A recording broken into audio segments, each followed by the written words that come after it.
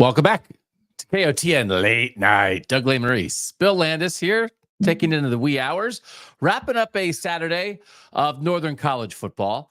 We don't have a lot of. This is not going to be a crammy show, Landis. This is not a crammy kind of day.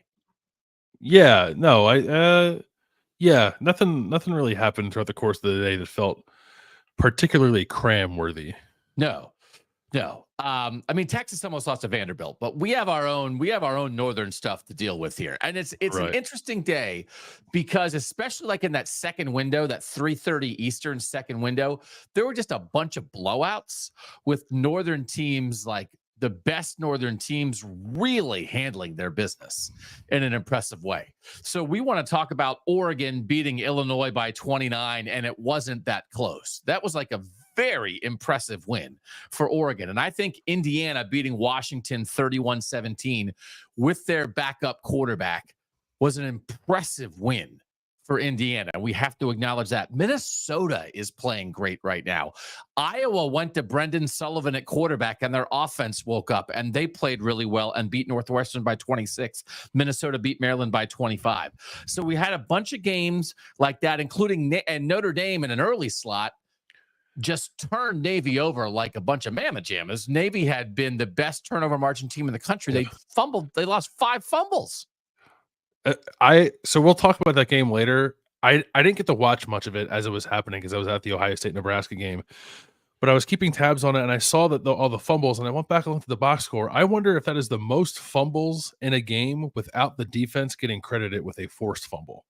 Because Navy fumbled it 7 times, and it was just dropping the ball. Like Notre Dame that was not credited with a single forced fumble in a game where Notre Dame fumbled it 7 times. Yeah. Their quarterback after the game said that. I said, I don't even think they touched the ball. I don't think Notre Dame touched it. We just were dropping it everywhere. And then their coach, the Navy coach, kind of said, playing Notre Dame in MetLife Stadium right outside New York City might have been a little bit much for us. Like sort of like big stage jitters. Yeah. So that's like a really good Notre Dame win. And then BYU as an underdog went and absolutely handled its business at UCF in the way that you would expect an undefeated team to beat a team that had lost 4 straight. But for some reason, the bookmakers made BYU an underdog. They won handily 37-24, and that game wasn't as close as that score. And then we have a bunch of things that happened here in the late window.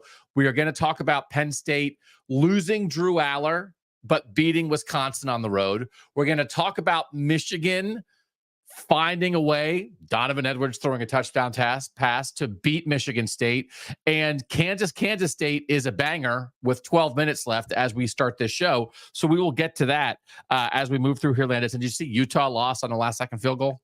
I sure did. They also pulled Isaac Wilson from that game. Again, another one I didn't watch. I saw they lost, and I saw that there were more quarterback questions. But they pulled Isaac Wilson. They put in the third-string quarterback. The third-string quarterback threw a pick with 2 minutes left to set up Houston's game-winning drive for the game-winning field goal. And then people were like, was Isaac Wilson hurt? And then after the game, Kyle Whittingham said, we were just looking for a spark. And they didn't get it. So Utah's a mess, but also in victory, Ohio State's kind of a mess. Is that? And here's the thing. This is not a blow smoke show. So we want Northern fan bases to enjoy their teams, but we also want to hold Northern teams accountable. And I think Nebraska deserves credit for getting embarrassed at Indiana last week and kind of going back to Lincoln and resetting themselves defensively.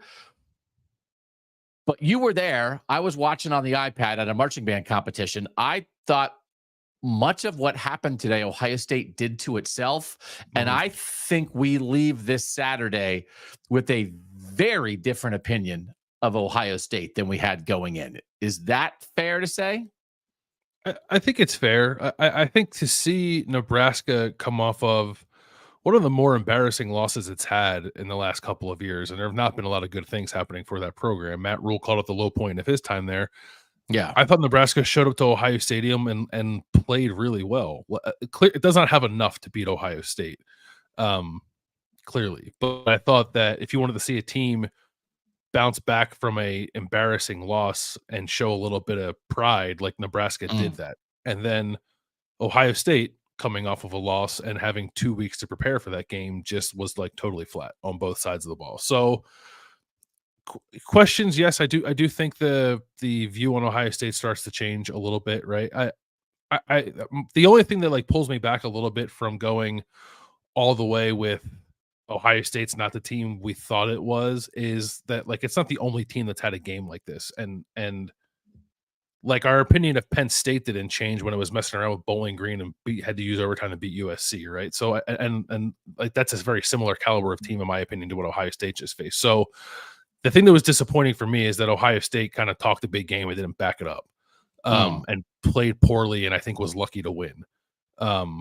But I don't know that was necessarily who Ohio State is and is going to be moving forward. If it is, then Ohio State's going to lose again. But I don't know that that's definitely who Ohio State is. But it certainly has more than a few lingering questions, I think, still stemming from that Oregon loss that I've now carried over to this week after the Nebraska game.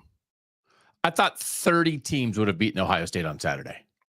Yeah, I think I said like 20 after the game. So like I think I'm with you there. There was just the offense did nothing. Like just couldn't run the ball. Had 2 explosive passing touchdowns, one from Will Howard to Carnell Tate and one to Jeremiah Smith that accounted for 100 yards. And then there really wasn't much else for the offense. Yeah. And then the defense played well, but Nebraska also moved it at times and took the lead in the fourth quarter. And Nebraska, in my opinion, is on a very good offensive football team. So I think that there are, 15 to 20 teams that could have beaten Ohio State the way it played today. And there was more there, but Dylan Raiola, as a true freshman quarterback, missed some throws. They got lucky. They're lucky they weren't playing Rocco Becht or Jake Retzloff. They would have hit those throws, right? I mean, I thought. And here's the thing, and I was certainly, and I mean, I think everybody was preparing, like, what does Ohio State's going to lose this game? Nebraska's going to win this game. What's that going to mean for both programs?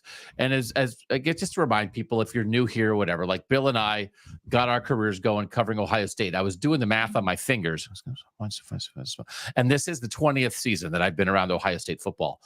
And so, like, Ohio State's been successful enough that, like, the Ohio State fans can do that. I think a lot of college football fans can do this. You can conjure up the upset regular season losses in 2 decades, like, pretty quickly, because there have not been that many.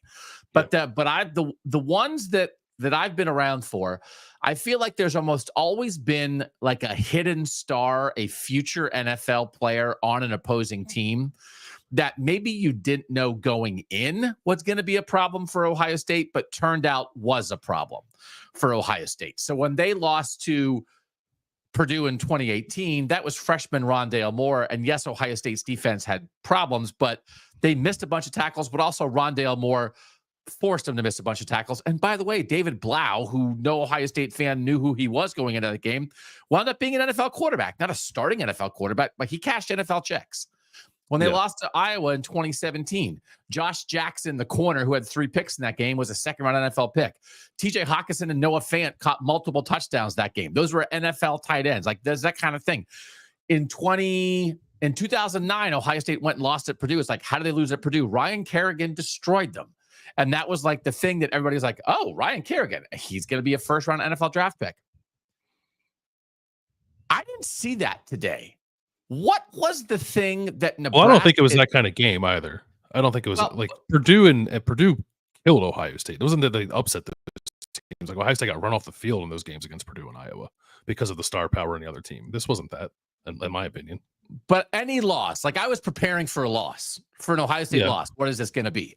I thought if Ohio State would have lost, this might have been the most Ohio State did it to itself loss that I would have witnessed in 20 years. Yeah. That's kind of my point. Because even Virginia Tech in 2014 and Ohio State celebrated the 2014 national championship team on Saturday, that lost 10 years ago. Everybody came out of that game talking about Bud Foster, the Virginia Tech defensive coordinator, the Bear defense. The Ohio State wasn't ready for it. It was a particular look. Did you feel like Nebraska was doing things to Ohio State? Or was this the fact that Ohio State almost lost? Was it almost entirely about what Ohio State was doing to itself? I think it was almost entirely what Ohio State was doing to itself. There wasn't a whole lot of, I guess Will Howard said some things about Nebraska having a couple of blitzes maybe that they weren't prepared for, but aside from that, I don't know that Nebraska did anything to necessarily catch Ohio State off guard or like had a thing in this game that was a consistent theme that Ohio State had trouble adjusting to or whatever. It was just Ohio State, especially on offense, just not being able to do anything, which I think is largely, if not entirely, a byproduct of what was happening with its offensive line. The two running backs, Trayvon Henderson and Quinshon Judkins, combined for 20 carries and 54 rushing yards. As a team, they had 31 carries and 64 rushing yards. Like the where people thought this Ohio State rushing attack with those two backs was going to be and where it has been at times. Again, Quinshon Judkins and Trayvon Henderson have great yards per carry averages. Mm-hmm. Like it was pretty stunning to see a running game shut down, because a part of the thing at Oregon, right, like is Ohio State kind of got away from the run. Did you think Ohio State got away from the run against Nebraska, or they couldn't run because of the offensive line issues and what Nebraska was doing? Will Howard only threw the ball 16 times. Like they didn't. I think it was 16. They didn't have many plays. They didn't have many, but it was still 16 times on 47 plays, right? So they ran it more. It wasn't an issue. Yeah, it wasn't an issue getting away from the run. I think that they were stubbornly trying to get it going a little bit. The 64 rushing yards. They had one game last year where they had fewer. They had 62 against Maryland. Otherwise, 64 rushing yards in a game for Ohio State ties the 2021 Michigan game for the fewest Ohio State has had in a game since 2011.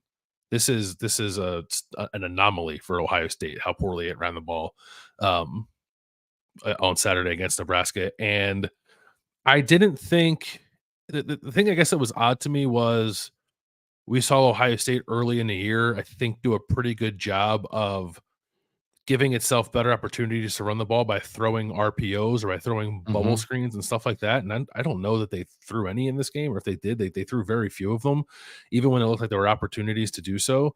So that part of it was a little puzzling to me. It just kind of felt like they kept running into unfavorable looks. And then even the times where they got them, they weren't blocked well. Left tackle was a huge problem with Josh Simmons out, but even like the tight end blocking I thought was bad. And the offensive line just in general did not have a very good game. You expected some kind of step back because they lost Josh Simmons, but it seemed like losing Josh Simmons kind of made everybody worse, because this was, I think, easily the worst game we've seen from Ohio State's offensive line this year. So, listen, they're still young men, and this to me is much less about the player and much more about the situation, and the situation is created by the coaches and recruiting failures and development failures. But I thought the performance at left tackle was among the worst individual performances by an Ohio State player that I have seen in 20 years. And it's because they put a guy in that position who I think is not ready to be in that position, because they have no offensive line depth. And if they were saying this week in practice that like he was ready to go, he looked good in practice, it's not not just a physical conversation. I felt like at times like he didn't know what he was supposed to do. And I don't know that you don't see guys whiff, like literally not touch a defensive end across from him. Like, it was mind-boggling in a world where Notre Dame is dealing with 3 injuries on their offensive line, in a world where Nebraska's left tackle got hurt in the preseason. They didn't even get him to the middle of the year like Ohio State did. Like, offensive line health is a huge factor in winning in college football, but offensive line injuries are also totally normal. And for a team that's trying to win a national title, I think to be that unprepared, that's not your 6th team left tackle, that's your 2nd team left tackle, I thought was an unconscionable gaping hole created by recruiting, coaching, and development failures. And you kind of knew it was there. And I think Ohio State was holding its breath that you never had to exactly find out. It is mind-blowing how poorly the left tackle situation went on Saturday. And I didn't think it was going to be good. It was so much worse than I expected.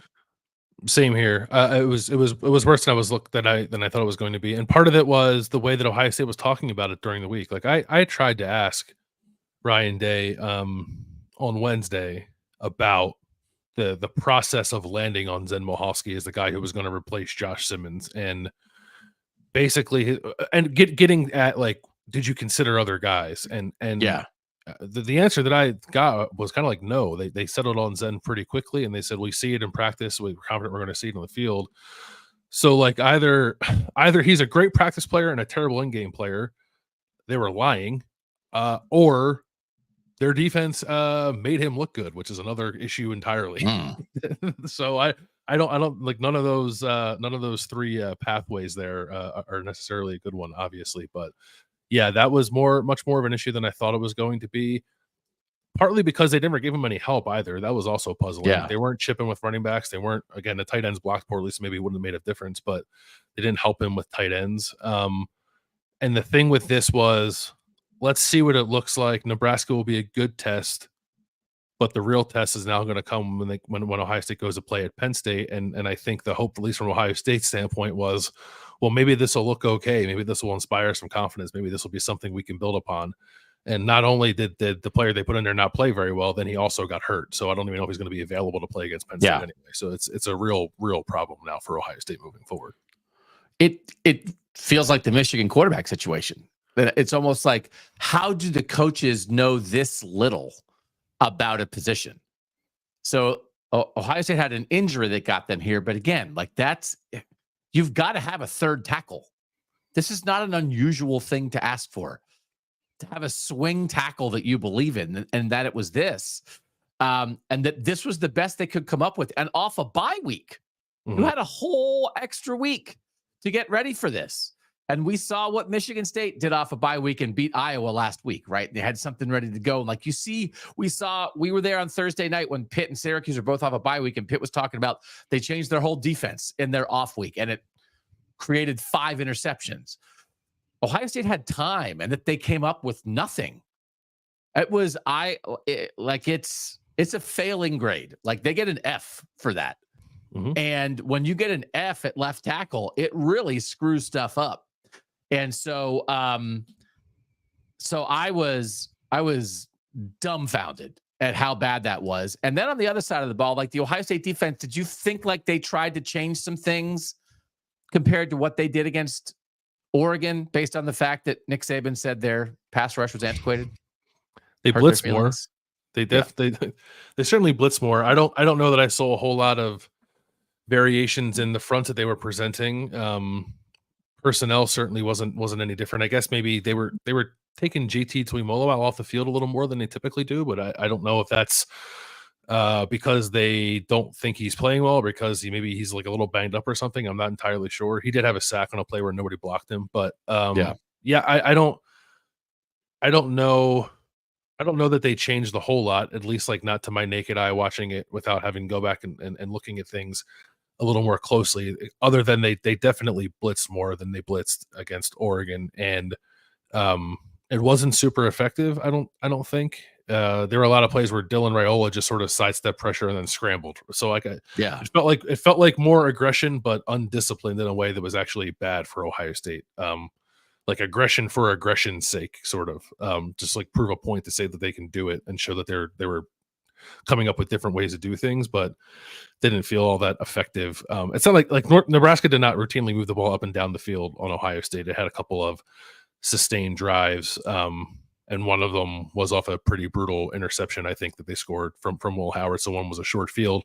So it wasn't like I don't know that the defense played bad, but if you were looking for a lot of new from Ohio State's defense coming off of the Oregon game and coming off of them talking about changing some things up during the off week, I don't know that was evident on Saturday. No, they were talking on the broadcast, they're running more twists and stunts up front and trying to free guys up a little bit. But like right as they were talking about that, then Dylan Raiola ran right through a gap and scrambled for 38 yards. And it's like, okay, well, I understand you're doing that, but as you said, like it's not really working. And now you're creating gaps for a guy to run through when you're going to run a bunch of games up front and play man behind him and have everybody else turn their back to the quarterback. And now a guy who's not a scrambler ran for 38 yards. So this is our off week to get better at something. It's like it changed, but it didn't get better. It just was bad in a different way. And again, I don't think the defense was terrible. And that's like, I didn't think the defense was terrible against Oregon. That I thought there was a little bit of an overreaction to that teams are going to move the ball. They did actually get a stop against Nebraska in the fourth quarter, right? Did you jump up and down in the press box? Because that was like the whole thing. They hadn't had a fourth quarter stop since 1965 in a game against a ranked team. Was that what the stat was? It was in games against top 5 teams. They haven't had them, and that still remains the case. That remains the case. That was not a top 5 team. Ryan Day after the game, like that's the first thing he talked about. I was like, we told our guys we had to go win the game in the fourth quarter, and that's what we did. And it's like in my head, I'm just like, this is not that. Like, you can call it that to make yourself feel better. That's not what this is. Like, yes, Ohio State did make the plays it had to make in the fourth quarter to win the game. Nebraska took the lead. Ohio State went right back down and scored. The defense got 2 stops, and the game was over. So well done on that front, I guess. You didn't get upset by Nebraska, but I also think it's borderline insulting for Ryan Day to try to tell his fans that this was the same thing as not getting the stops against Oregon and Michigan and Georgia, because it certainly wasn't. I forgot to do this off the top. I apologize, but it's good because now we have a bigger audience. Let me do this. Oh, the Buckeyes flex their resiliency. Watch out, South. That was some resiliency flexing going on against a freshman quarterback at home off a bye week, favored by 25.5 and winning by 4. That's just how we roll in the North. I can't even do it. How do they do it in the South? How do they make stuff like that into some kind of positive? I can't. Oh, the 13 that's their 13-12 win over Kentucky that Georgia had before. Oh, and yeah. Same thing. But I can't do it. I want the North to enjoy their teams, and then I yell and say, how come the South, when there's a close game, it's good for both teams, and the North is bad for both teams? Then I'm like, I have to deal with reality. I thought Ohio State was awful on Saturday, and I thought, like, good job by Nebraska. I didn't think Nebraska did anything that made Ohio State play that way. I thought and I'll tell you what, was he asked about this? The broadcast was surprised. I was surprised Ryan Day did not get a 15-yard penalty at the end for spiking his headset. I don't know that he did. I don't think he spiked his headset. I think he threw his hand down like he was going to, but I'm pretty sure his headset never left his hand. Oh, he pump spiked it because he went like this. Oh, but he didn't throw it? I don't think he actually threw it. Yeah.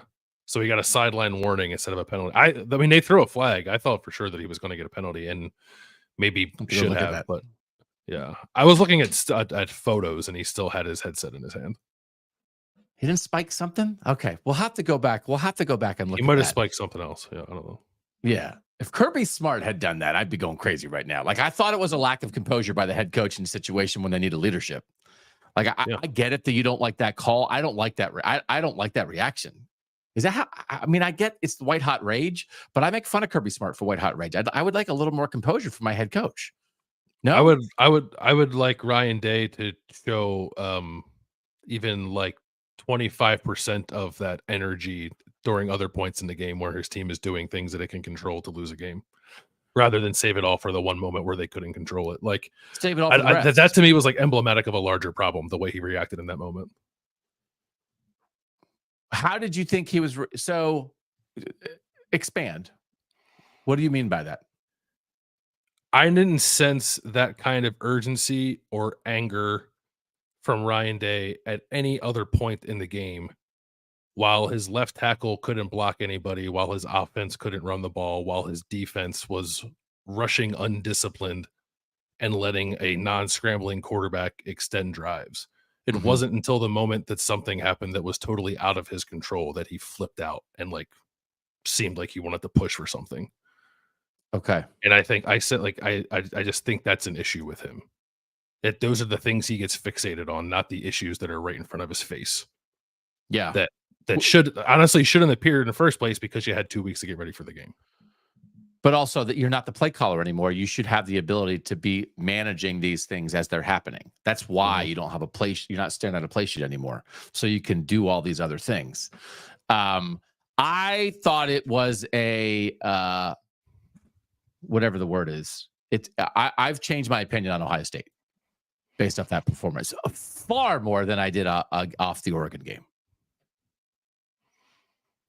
Yeah. I mean, the thing I go back to is after the Oregon game, we both thought that was two good teams that played a close game.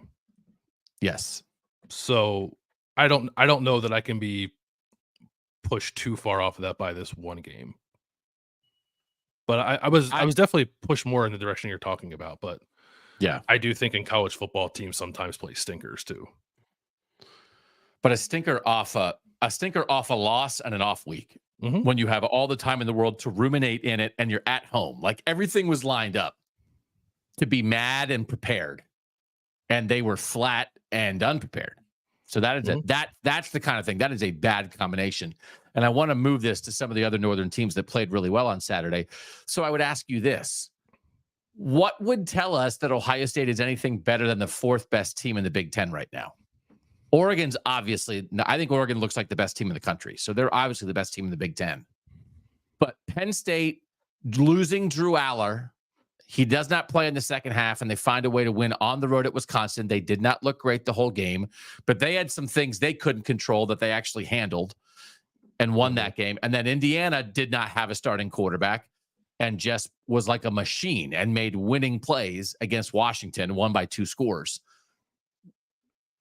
Let's start with Indiana and give them the respect that they deserve after a 31-17 win over Washington. Why do we think Ohio State's better than Indiana? And I'm not saying that we do. I'm like what would, other than like raw talent, and I think maybe we're overestimating Ohio State's raw talent. Indiana doesn't have Jeremiah Smith, but they have a lot of good football players. Is Ohio State better than Indiana? I don't think Ohio State's playing better than Indiana. And I'm not even talking about rankings. I'm not talking about what the line should be on November 23rd. I'm just talking about like who looks like a better football team right now. Yeah, the way Indiana's they execute, the way they're coached, the way they go about their business on a weekly basis. Yeah, Indiana's playing better football. Taven Jackson replacing Curtis Work was 11 of 19 for 124 yards. A touchdown and a pick. Justice Ellison, 29 for 123. As a team, they ran 52 times for 188. But the bottom line is D'Angelo Pounds had 2 interceptions, including a pick 6 on a bubble screen. Did you see that play? Yeah, that he was blitzing and the ball like kind of caught him. And then he just ran with it. Yeah. And then he had made a really nice play on like a deep shot down the sideline for his second pick. And they just made winning plays. They got a 65-yard punt return that set up another score. Like they made a gazillion winning plays. They never trailed. They got outgained 318 to 312, but they were like in control the whole time. And Indiana put together monster drives when they needed to. To end the first half, they went on a 7-minute and 30-second drive, 19 plays, 62 yards. The final one was a field goal from the 1 to end the half, so they could go in with, I think, a 17-7 lead. 12 runs, 6 passes. Again, they ate up the entire back half of the second quarter, right when Washington was ready to make a move. It was 14-7. Washington had a little momentum, and they did that. And then in the second half, they went on a 14-play, 75-yard drive and ate up 7 minutes and 40 seconds, 11 runs, 3 passes to take a 24-14 lead. Like they are so competent, Bill. And again, they did it without Curtis Work. You have to deal with injuries. Ohio State's inability to deal with one injury is such a black mark against them to me.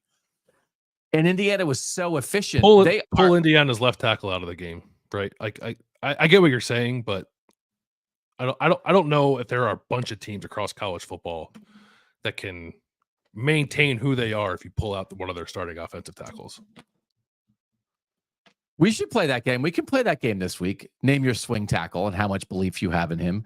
I think Ohio State on a list of 28 swing tackles in the North would be down the list. Yeah, I bet Indiana has somebody prepared who's better, who would be more prepared than a 4th-year player who had never really played before at Ohio State. It has never ever been in a mix in a competition to start. Right? Am I describing Zen Michalski the right way? He's a 4th-year player who's never seriously pushed to start. Not outside of like 2 springs ago where they were talking about him a little bit, but he never really pushed for it. No. So But and like this was the only other thing I could like. Taylor Decker got his doors blown off the first time he ever started, but it's because he was trying to block Khalil Mack against Buffalo. Like, call me when anybody on that Nebraska defensive line turns into a Hall of Fame NFL player like Khalil Mack. I don't know, man. I think having ready backups is part of confidence. This next man up stuff, the coaches jam down our throat every time somebody gets hurt. They didn't have a next man up. No, and Ohio State should. I'm not saying They that Ohio, should. I'm not excusing Ohio State for not having that. I'm just saying let's not pretend like every team does. But no, Ohio State should definitely have it, and it doesn't. I think most teams with national title aspirations do.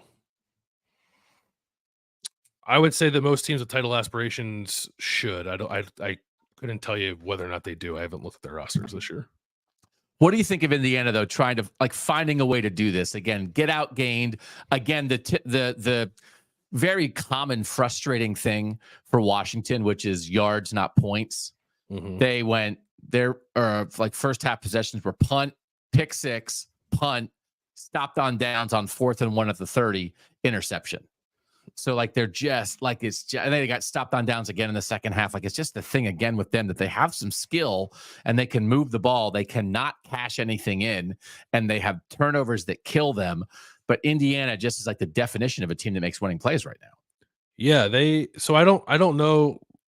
This was the fewest yards Indiana's had, like the lowest yards per play Indiana's had. Taven Jackson, I thought, was like good enough, but clearly they were missing something without Curtis Rourke.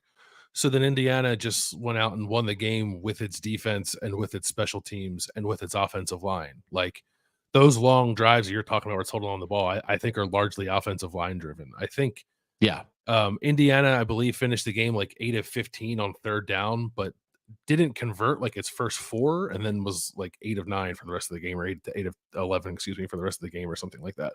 So that to me is offensive line stuff. And Kurt Cignetti was shouting them out after the game too. So we were waiting for Indiana to get pushed, and I would say that Washington scoring to cut it to a 3-point game in the third quarter is as much as Indiana has been pushed this year. Yeah, for a team that hasn't trailed all year, right? So I thought Indiana responded well to that and showed us that it is more than just like a front running team. It's a team that can still find ways to make winning plays when the game gets tight.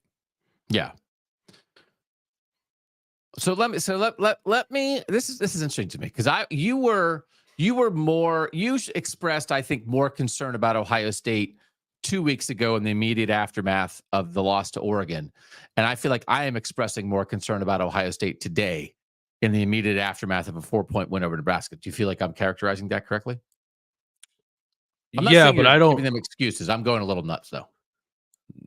I feel like I was already there. So like I'm not overreacting, I guess, to a tight game against Nebraska, because the things that concerned me about Ohio State's ability to win a national championship coming off the Oregon game, like, were already sort of front of mind for me, right? They were highlighted, I guess, a little bit more against Nebraska, though. If you were not all the way there against Oregon, then I can see why this game would push you there for sure. 1 of 10 on 3rd down, Ohio State was. So let me ask you this, though. You make a good point. When you have something that's missing, you lean on the stuff you have. So, okay, Indiana is missing its second team All-North. Kansas State's lining up for a go-ahead field goal with 1:48 left. Drilled it. K-State leads 29-27 with 1:42 left. Rivalry games. So you're talking about a situation where Indiana, without its great quarterback, turned to the things it does have and does do well. And you just ticked them off. Special teams, defense, offensive line. So Ohio State, with a gigantic hole at left tackle and other offensive line issues, could not run the ball, could not be efficient offensively. There was no efficiency to Ohio State's offense. So then it turned to what it does well, which is throw the ball down the field to its ridiculous receiving playmakers. And Carnell Tate and Jeremiah Smith both did that. Will Howard found them with 2 of his better right down the field throws this season. And if they don't hit them, they don't win. So is there somewhere in here to acknowledge Ohio State's failings, but tip the cap for finding a way to win by leaning on the things they still are good at? that could be a way. I think I think that I don't think that Okay. think that I'm there. Because like as we said earlier, like Will Howard only threw it 16 times, and I think that there was a lot of concern about dropping back to pass too much because there Yeah. was a lot of pressure on Will Howard. So I don't even know that they could do that. I was surprised that Will Howard didn't run more. Mm-hmm. To I think help he had maybe eight carries, but yeah, not but I think the primary maybe part of it. two or three of them I think were designed, and a couple of them were key late. He pulled on his own read on the game-winning touchdown drive, and I think might have had a QB draw on that drive as well for a nice gain. So they did it when they like absolutely needed to at the end. But I also thought maybe that could have unlocked something more for Ohio State earlier on in the game. So I don't know. I think there is some truth in what you're saying, right? You have Jeremiah Smith, you have Carnell Tate, you have Emeka Ibuka who didn't have a huge game today, but work it to those guys however you can, and that's probably a winning formula against a lot of teams, and they found a way to do that enough to win the game. Yeah. Oregon looked awesome. Oregon won a top 25 matchup against Illinois that the final score was 38-9, but it was 35-3 at the half. And I think it could have been in the 60s if Oregon wanted to, but this is kind of what they've done is like come out, take care of business, and then just kind of throttle it back a little bit. They scored touchdowns on 5 of their first 6 drives. The yard difference at the half was 358 to 84. Awesome. Dylan Gabriel, 18 of 26 for 291, 3 touchdowns, and then kind of a goofy pick.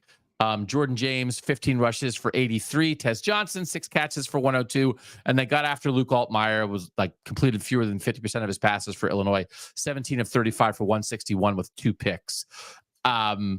This is just like, and considering that Oregon and Ohio State played basically a toss-up down to the wire game 2 weeks ago, the difference here of like an absolutely efficient, dominant, take care of business in every way against a good team at home.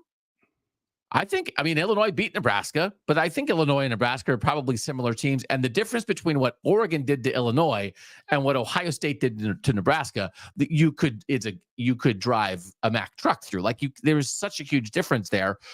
And it's just it's so impressive what Oregon is doing right now. And I think it's so clear to everybody. You don't even need to say it that like Oregon is the best chance for Northern National title this year, unless something really changes with them or really changes with somebody else. Yeah, I think that's true. I thought like Tez Johnson was electric in this game from what I was able to see. His first touchdown, the catch and run on this first touchdown was pretty wild. Also, Dylan Gabriel had like 8 seconds to throw that ball because Illinois rushed 3 and dropped 8, and they still found a way to get a big play out of it because that's what Oregon does. No, I think Oregon offense, defense is probably playing the best football in the country right now. Right. Like some of the scores might be a little misleading because like in this game, it was 35-3 at halftime and it could have been much worse. I felt like they kind of took their foot off the gas a little bit. Same thing against Purdue when it went on the road there. Like that to me could have been a far more lopsided result that it ended up being. But if you took the time to watch it, you would just see a team that I think is really clicking in almost every facet and is doing it still without Jordan Birch, doing it still without Terrence Ferguson, who didn't play today either. So I think it's unquestionable. I don't know that there's a huge gap between Oregon and the next best team, but I certainly think that Oregon right now is the best team in the country. So let me ask you this, learning lessons for Ohio State. Oregon had real offensive line problems the first 2 weeks, and they moved some guys around and they figured it out and got better, and nobody's talking about that anymore. Do you think Ohio State, now they may have to do it because Zen Michalski, as you said, did get hurt at the end of that game, but I also think they may have been at the point where they wanted to do it anyway. Do you think Ohio State can move some pieces around on the offensive line and make real progress in the next couple weeks and put the offensive line issues behind them the same way Oregon did after the first 2 weeks? I think they probably have a better chance of finding better offensive line play now if the plan moving forward is to put Donovan Jackson at tackle and I would assume play Austin Saravel at guard, although that's not what they did on Saturday once Zen Michalski got hurt. But I think like it's like a bad process can still yield good results kind of thing. Mm. So I think that's potentially out there for Ohio State. We spent a lot of time the first 2 weeks talking about Oregon's offensive line problems, and they really attacked that problem, right? They didn't stop until they had something solved, and that included like moving interior guys around. It included changing the lineup up with at least one guy, and they found something. And so what did they do? Oregon, Oregon switched Marcus Harper's side, moved Pancho Lavaulu to center, and then put in Nishad Strother as the other guard, right? So they like flipped guards and moved the guard to center and then put in a new guard. Yeah. Yes. And that was they ended up with one of the issues what they had a guy who a lot of people thought was going to be a starting guard who then was hurt, who then kind of has not factored in since then, right? Matthew Bedford. So like that was part of it too. Yeah. So again, you have offensive line. So maybe is 1 week of horrendous offensive line play after dealing with an injury maybe too quick to be like, this is a disaster, because it's like, okay, the first thing was a disaster, but now keep trying. Yes, the major difference between the two scenarios we're talking about is that Oregon didn't have to go play at Penn State this second game after it made all those offensive line changes. It had a chance to build up a little bit to playing Ohio State. They did have to play Ashton Genty and try to keep up with him and outscore him while dealing with all the issues. K-State's going to win. Okay. So let's talk then about this Penn State win over Wisconsin that included Drew Allar getting sacked late in the first half. I initially thought maybe it was like a hip or a groin, but it's clearly a knee. He came out for the second half. He limped off the field into halftime and came out wearing a knee brace on his left knee and warmed up before the third quarter and just like shook his head and couldn't go. And Penn State had to play Bo Pribula, and Bo Pribula was a little rusty and off at the beginning, but then actually made some throws and was a pretty competent backup quarterback after the first drive or so. And Penn State went on to win that game at Camp Randall 28-13. I would just like Drew Allar to play next week because I think it's fun when good teams have all their best. I wish Josh Simmons could come back and play for Ohio State next week, and he definitely can't. But do you think Drew Allar has to play for Penn State to be able to beat Ohio State at home at noon in Beaver Stadium next week? No, I think there's a pathway for Penn State to win with Bo Pribula at quarterback. I think like a narrow one, but I think like the quarterback run game is always an equalizer. He's really good at it. Andy Koltelnicki is really good at designing it. Yeah. And I thought Bo Pribula, as you mentioned, started to settle in a little bit with some of the throws he was making. One of his early throws is like a ball and a wheel route down the sideline that kind of came out of his hand funky and sort of fluttered toward the sideline. And I was like, oh, that doesn't look good. Yeah. And if that's what Penn State's going to get from him, then maybe I would have answered this question differently. But I thought he did settle in and start kind of throwing the ball with a little bit of something on it over the middle of the field. I guess now like it's Ohio State might have the opportunity to prepare for him when it wouldn't otherwise. But I think Bo Pribula is a pretty good QB too. We talked during the week about Taven Jackson having to start for Indiana, and I said like maybe Indiana has the best backup quarterback situation in the country. That was probably a little too strong because now that like just taking a step back, I might prefer Penn State's over Indiana's, even though Taven Jackson did play quite well today, given the spot he was put in. Part of it too is that Andy Koltelnicki at Kansas had to do this a lot because Jalen Daniels kept getting hurt, and he found ways to get Jason Bean ready and win some games with the backup quarterback there. So he has a sort of tried and true methodology to get a backup quarterback ready to go win games. So if that were the case for Penn State, I think it would still have a shot against Ohio State. Jalen Reed, one of their great safeties, had a pick six in that game for Penn State. That was huge. This is the thing again. You have something happen offensively. You have something happen in one part of your team. Your other parts of your team step up. They also did put together a 13-play, 81-yard, 7-minute, and 43-yard drive to extend their lead in the second half, which was great. Wisconsin didn't play its best game. They didn't maybe push Penn State all the way. And Penn State often Penn State I think can leave you wanting more, right? Which is kind of the story of the James Franklin era. Like, no matter how good they are, you're always kind of wondering, like, why aren't they a little bit better? But I do think this was a good win, and I don't want to be unfair and say that, you know, Penn State winning 28-13 at Wisconsin is some great win, but Ohio State winning 21-17 against Nebraska. Nebraska's maybe a little better than Wisconsin, but one was on the road, one was at home. Like, I don't think one's a great win and one's a horrible win. I don't think that's fair, right? But the expectations are higher for Ohio State, and I do think there might have been situations with Penn State. Actually, I don't know. I guess where Penn State would have gone and lost this game. They actually don't lose this game. They only lose to Ohio State. Like, they lose to, they don't go lose to unranked teams. Penn State loses to highly ranked teams. They had that graph. James Franklin's 1-9 against Ohio State. And he's like 3-17 against top 10 teams or something. So I'm glad Ohio State and Penn State both won going into their game next week. Is that a fair final analysis of those two games? I think so. And I really do think, and I'm not trying to like explain away anything for Ohio State or even Penn State for that matter. I think there is more volatility in college football sometimes that we want to give the sport credit for, and we can make too much of like week to week results as being like wholly defining of what a team might be. So I guess that's my way of saying that I wouldn't be terribly surprised if Ohio State and Penn State show up to Beaver Stadium next Saturday and both play much better than they played this week. Okay. And that is the thing. It is. There were parts of Ohio State's performance that I didn't like that I don't know are automatically fixable, right? That's the part of it of like, there either been lingering things or it's a new problem that feels like I don't know how they're going to change that problem. So, all right. Kansas State does beat Kansas 29-27. They're a little nuts. I like it. I think Kansas State has a chance to be really good.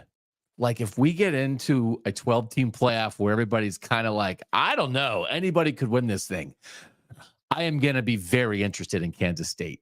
Avery Johnson had like a 3rd and 9 scramble where when he decides to go, I think he goes as well as any quarterback in the country.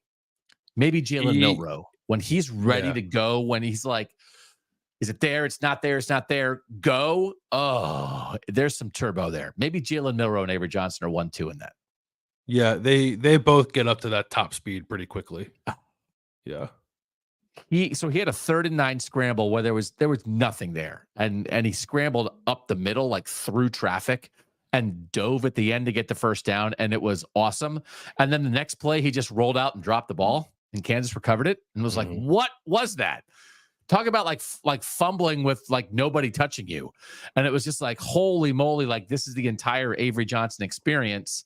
Jalen Daniels then led them down and like led Kansas down and played a pretty good game. But then like Kansas State found a way to win. Like they have DJ Giddens is great. Dylan Edwards is an unbelievable number 2 back. Again, like we could do that. There's so many good ones in college football, but especially in the North, whether it's Katron Allen, Nick Singleton, or Travion Henderson, and Quinjon Juggins at Ohio State, or like but I'll tell you what, man, DJ Giddens and Dylan Edwards, that's up there for a running back combo. I really like the burst that Dylan Edwards gives. And it's not like DJ Giddens has it too. Like he can run away from people, but sometimes it feels like Dylan Edwards is playing like at 1.5 speed when everyone else is playing at 1 speed. Like just the way that he can really get through the second level and turn something into an explosive run. It's a nice element to layer on top of what Kansas State already has. Kansas State's defense too, I thought did a nice job with Devin Neal. Devin Neal, Kansas's running back, really good player. I think finished with 60 something rushing yards in this game, 66. Yeah. 66 and a touchdown. He averaged 5 yards a carry, but like he didn't go nuts. He got a little hurt early.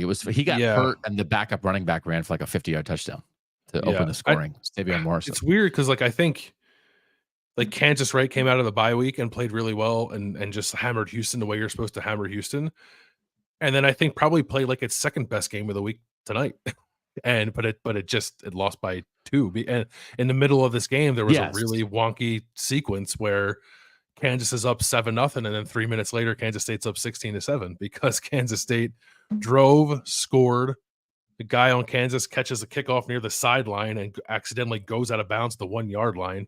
Kansas State gets a safety, gets the ball back, and then goes and scores again. It's like we talked about Kansas State getting blitzed at BYU. Like Kansas kind of got blitzed at Kansas State, and that was kind of the difference in the game. No, I thought, did she Avery Johnson threw like a Tebow jump pass for a touchdown in the red zone? So like there is a top end to Kansas State. Like give me Kansas State, Georgia.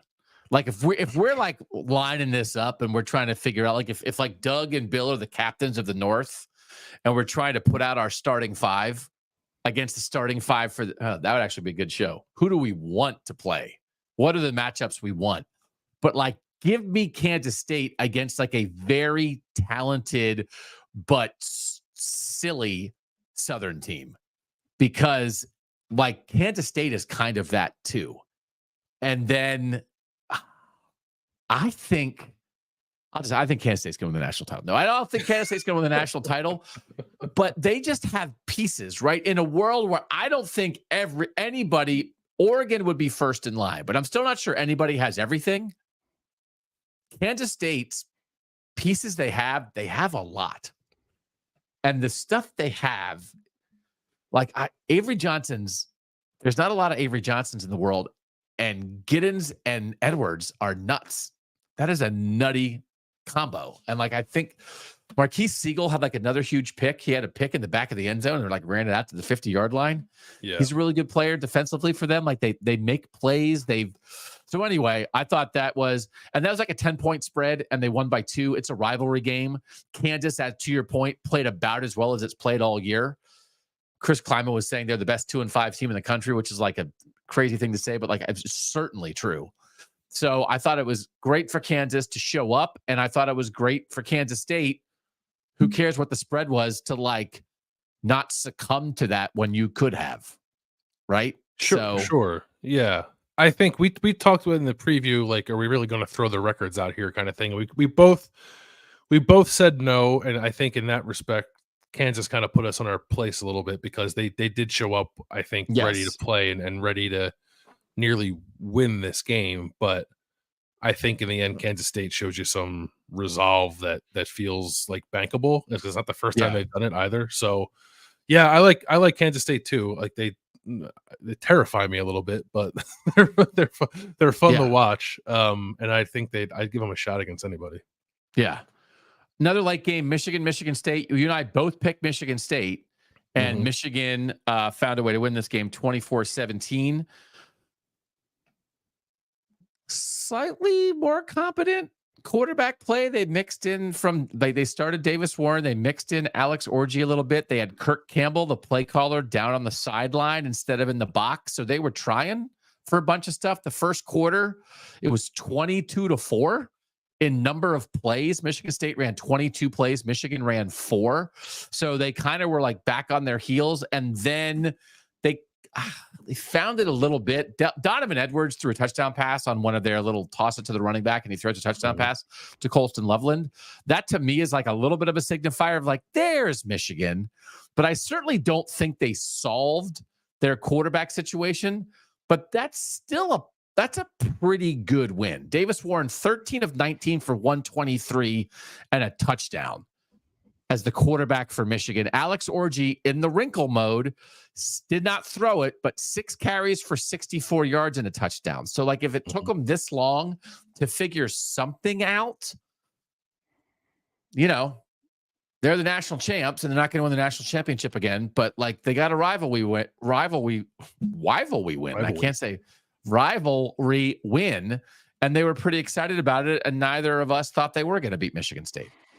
No, they brought some stuff to this game. They had the Donovan Edwards touchdown pass he talked about. They hit a flea flicker earlier in the game. I think there was another kind of tricky thing they might have done too. Michigan State tried an onside kick. Like I think like both teams here were taking some swings. I think they are pretty evenly matched, which is why I thought Michigan State might have a chance to win. Nate Carter, by the way, had a great game for Michigan State. So like I think if you sort of recalibrate what Michigan's season has become, then it's great for Michigan to get this win, right? I don't come away, I think, like upgrading Michigan in much of any way based off of this game. But these games get weird. They get a little wonky, and Michigan found a way to win this one. So it's a rivalry, and they get to hold the trophy afterward. So they beat their in-state rival, but then that is part of what we're doing here is, are we looking at Michigan and now saying to ourselves, can they do something when Oregon comes to Ann Arbor? Can they do something in Columbus? I wasn't moved there by this. No. Okay. I don't think so. It was not a complete total mess, right? They got the ball to Colston Loveland, which is a huge deal. I thought this is one of those, nobody ever wants to kneel at the end of the half anymore. Fans boo when you do that. Michigan had driven and scored a touchdown with like 30 seconds left in the first half, and Michigan State got a little something going and decided to like push it a little bit. And Aiden Childs dropped back to pass, was floating to his right and kind of not paying attention.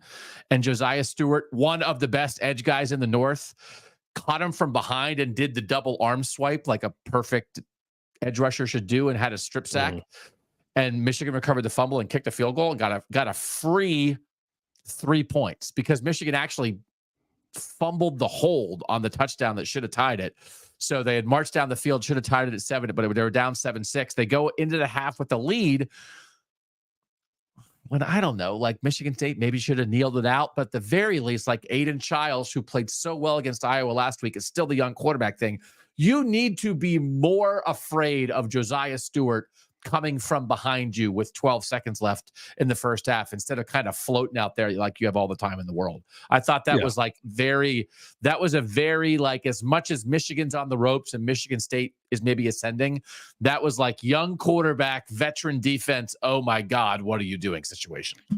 Yeah, that was Aiden Childs did not exercise, I guess, all of those demons with the way he played against Iowa. There's still a little bit of carelessness in there that still needs to be worked out over the course of his career, and it showed up in that moment. 17-23 for 189 and a touchdown for Aiden Childs. As you said, Nate Carter, 19 carries for 118 and a touchdown. And the funny thing is, like, Michigan didn't really run it. Kalel Mullings had 13 carries for 18 yards. Donovan Edwards had 9 for 24. So their two running backs went 22 for 42. Their best run threat was Alex Orji, which you would have said, like, well, okay, if Michigan has any chance in a game like this against a competent opponent, they're going to have to pound the run. That didn't happen at all. So I don't know. And also they had were pushing each other and stuff at the end of the game. And Sharon Moore said, like, he was disappointed by that. You can't do that. Like, Kansas and Kansas State played a tight game in a rivalry, and like they didn't push each other at the end. Neither Michigan nor Michigan State is good enough this year to like get all chesty at the end of your rivalry game. So like, handle yourself a little better. We know you can't be in the same tunnel, but that was like, if like Mississippi and Ole Miss and Mississippi State were doing that, I'd be going nuts. So like, we have higher standards in the North. So knock that stuff off. It's like, it's 4-3 against 4-3. Like, really nobody else cares about this other than your two teams. So you don't have to get in a fight about it. So that was like not cool. And I get it, whatever. But they interviewed Colston Loveland after the game, and he was dropping like, Michigan State's doing little bro stuff, and if they want to get busy, we'll get busy. And it's like, okay, enjoy your doll. You're 5-3. You know, like, that's like, you're the national champs, man. Like, I don't know, like, who that, like, now you're going to be tough. Now everybody's going to be tough. Come on, Michigan and Michigan State. Higher Colston standards. Loveland, who will never play against Michigan State again. Higher standards, like higher standards. I get it, it's survival, but higher standards. You know, like Kansas State played a tight game and didn't push anybody. So I get it. People think, oh, football, why are you complaining about pushing? It's just like, you should be able to like go hard between the lines and then not get in a fight out afterward.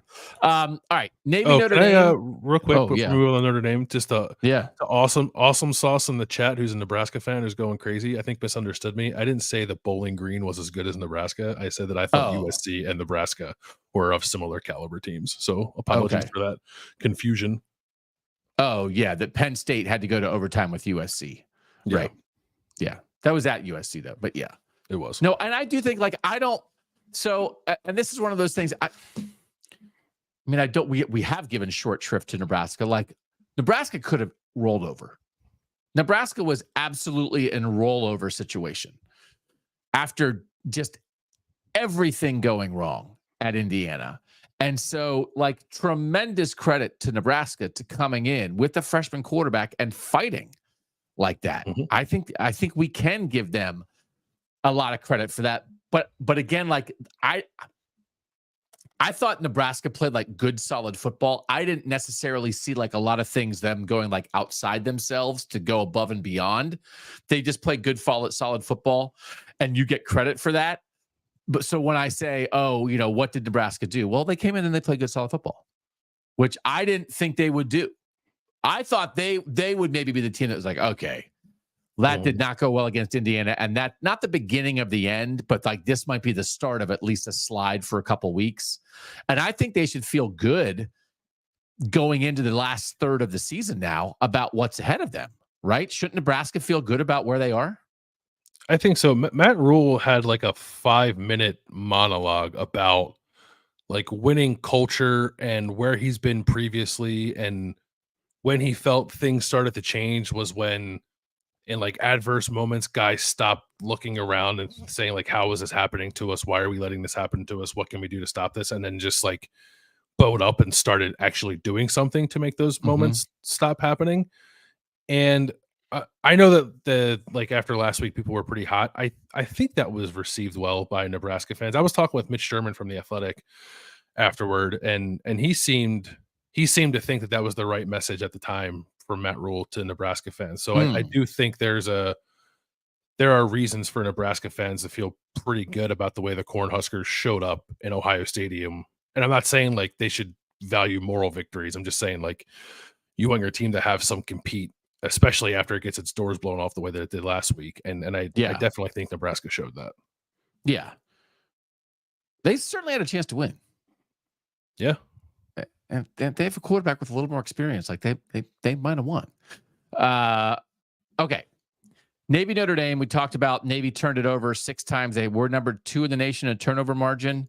31-7 at the half. Like, is Notre Dame back?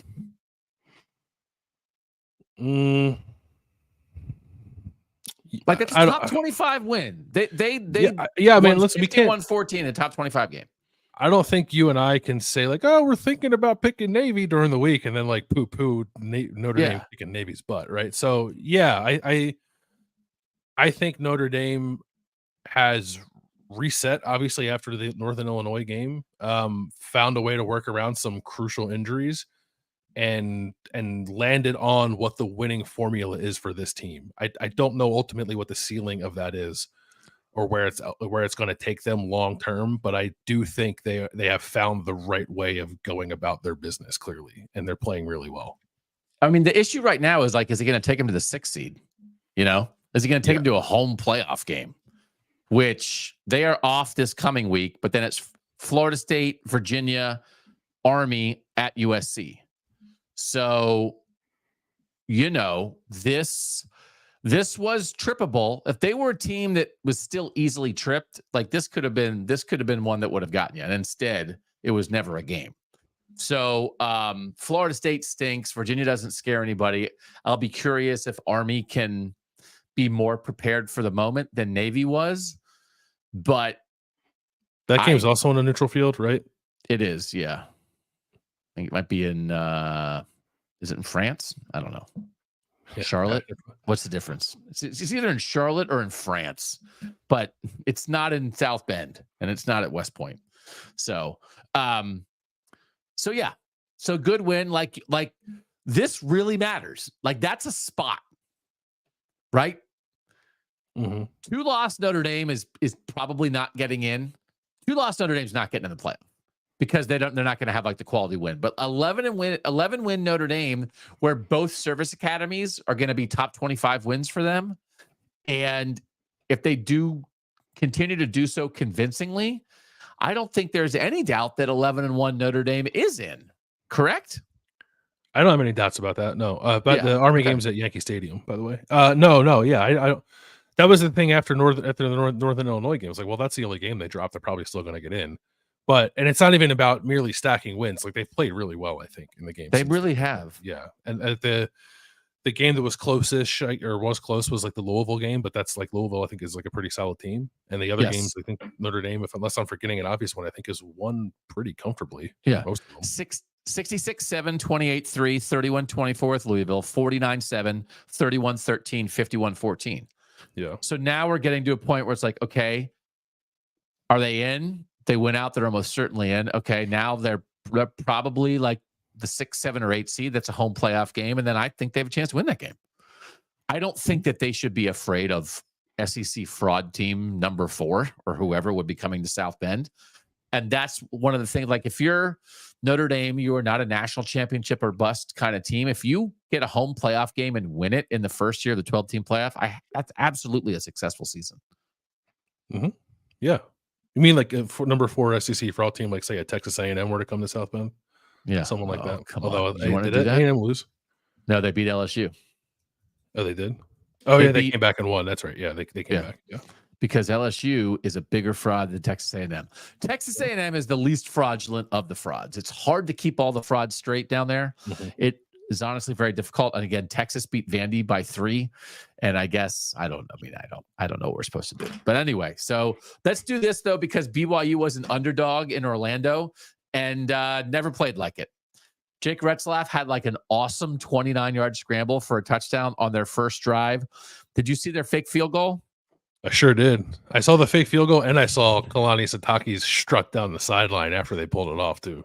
So this is the great thing. So if you guys have not seen the BYU fake field goal, the holder caught the long snap and then like stood up. I'm not even sure. I think they just did it this way just to be fancy.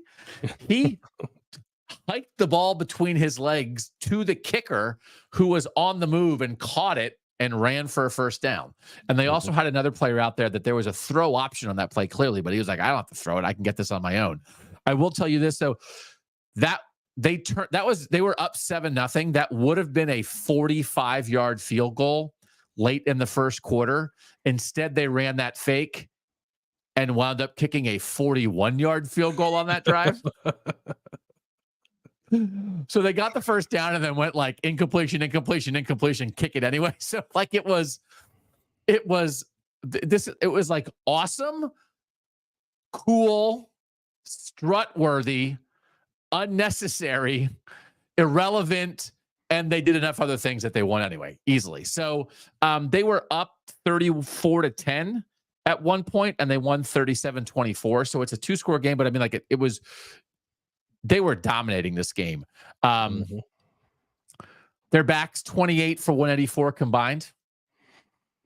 Yeah, I keep looking 480 to 379. Like they moved the ball again.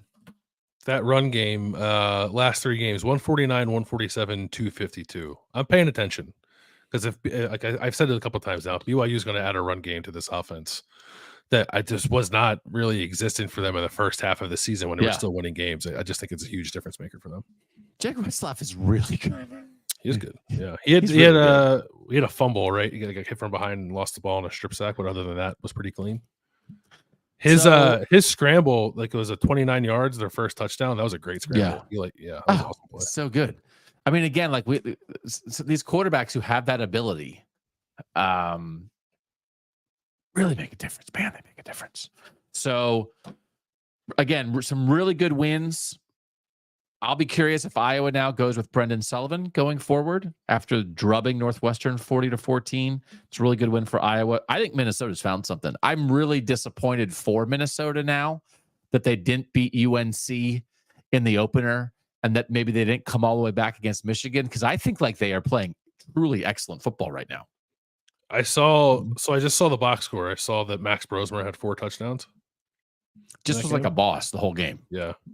Like handling his business. Like there's a lot there with Minnesota, and it's gonna produce a very nice football season for Minnesota. But like there was room there for something more if they would have gotten it all together a little sooner, right? They couldn't stop Caleb Johnson in the second half when they lost to Iowa. They blew the North Carolina game, and then they got down against Michigan and tried to come back, but it was too late. But like they're going to wind up being, I think, like a quite good like 8-win team when maybe there was even more waiting there for them. So there's one Northern game still going on. It's Cincinnati, Colorado. Colorado is ahead at the half. We'll talk about that on Monday. We'll break all this down more on Monday. but it's less of like a wild, like, because it was either I felt like really the most important Northern teams either really handled their business or Ohio State like should have lost, and so there's not a ton of in between. Like Kansas State again played a really tight game. Penn State kind of played a close one. So anyway, just kind of not a bad, just a more of a measured maybe week in college football this year. Like in college football this week, right? There wasn't like a northern matchup. Like next week, we get Oregon, Michigan, and we get Ohio State, Penn State, and we get Pitt, SMU, which are all did SMU beat Duke, by the way? That matters for the ACC race. SMU won 28-27 in overtime. All right. Wow. Good. I'm glad that happened because I want the stakes to be as high you want Pitt as they SMU? possibly can be. Yeah. You want to go because you want to go. Yeah. No kickoff time announced for that yet, right? That's got to be a late game. That's got to be just get in your car after the show and just start driving to Texas. And just be ready for whenever they announce it. Because we just want to cover every Pitt game at this point. So again, like just Iowa State was off this week. Undefeated Pitt won, undefeated Indiana won, undefeated BYU won, undefeated Oregon won, and undefeated Penn State won. So we are down to 8 total undefeated teams because Liberty lost this week and then Navy lost to Notre Dame. So 7 are in the North, 1 is in the South. It's Miami, and the North continues to dominate college football. All right. Thanks as always to our producer Mike Urostowski for making us look. Now I'm watching the highlights, which is all the Navy fumbles, and it is just them dropping tosses. Yeah, it's just tosses like hitting them in the chin. That's unfortunate for Navy. They protect America, but they could not hold on to the ball on Saturday. Oh my goodness. Okay.